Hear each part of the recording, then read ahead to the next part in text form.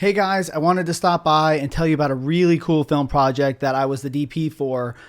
You may remember back in the day when they made the Lord of the Rings trilogy, they used forced perspective and they did it with a moving camera. And I really wanted to give that a try. I didn't know if it was going to be possible on the smaller budget that we were working with. But I talked to the director and the writers and everybody and the actors, and they really loved the idea. So we went full force into it. And I want to tell you guys exactly about how it went.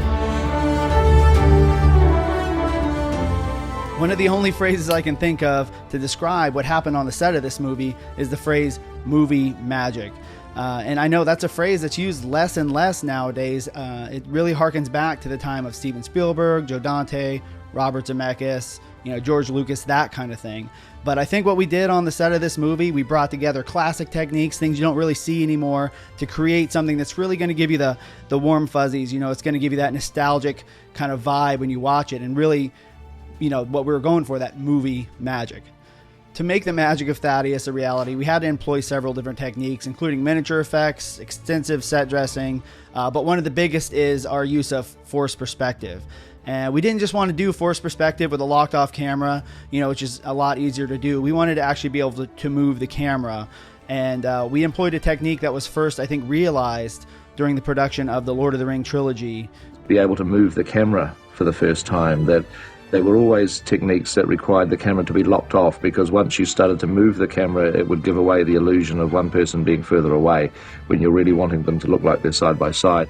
When setting up a forced perspective shot, you start to realize really quickly that as soon as you move the camera, the illusion is broken.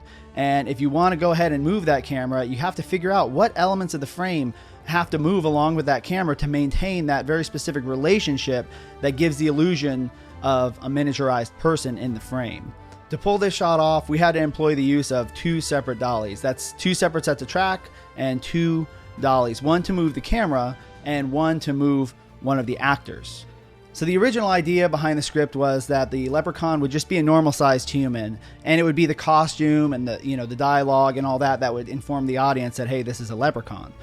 But going through the pre-production with the director and going through the script, I mentioned, hey, we could probably make them small, if we do this forced perspective thing, and I kind of showed the director the behind the scenes from the Lord of the Rings trilogy where they had done this with the hobbits. Then everybody was a go. They said, yeah, let's try it, because we really want to create something amazing and pull this off. So we went about doing that. Now, when they were filming the Lord of the Rings trilogy, they were using computers to control the movement of their dollies. Sadly, I didn't have that kind of technology available to me when I filmed our movie, so I had to get a little bit more creative.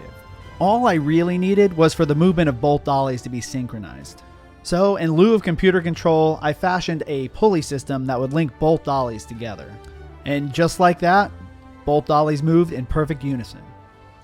When we got to set, after all the pre-production, and I set everything up, and we looked through the monitor and saw Jay looking small on screen, I mean, everybody on set, we just kind of fell about the place. We were just laughing. We couldn't believe what we were seeing, and that it was in camera without any digital effects at all. It really just blew us all away, myself included.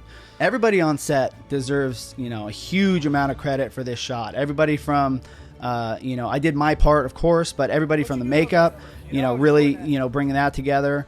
My gaffer just really crushing it on the lighting, just giving me exactly what I wanted. And really, the big one is the acting. Because if these actors weren't able to perform in a way that made the audience believe they're talking to a little man right in front of them, well, then all this was for naught.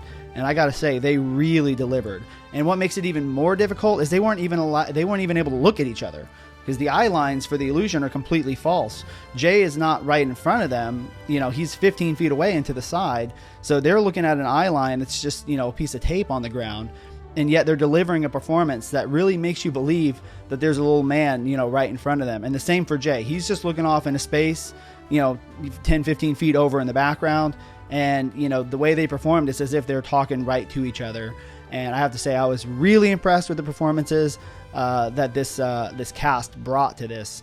And, had they not done that, you could do all the movie magic and special effects in the world, and it wouldn't have meant anything at all if they couldn't pull that off. And I was just thoroughly impressed with what they did.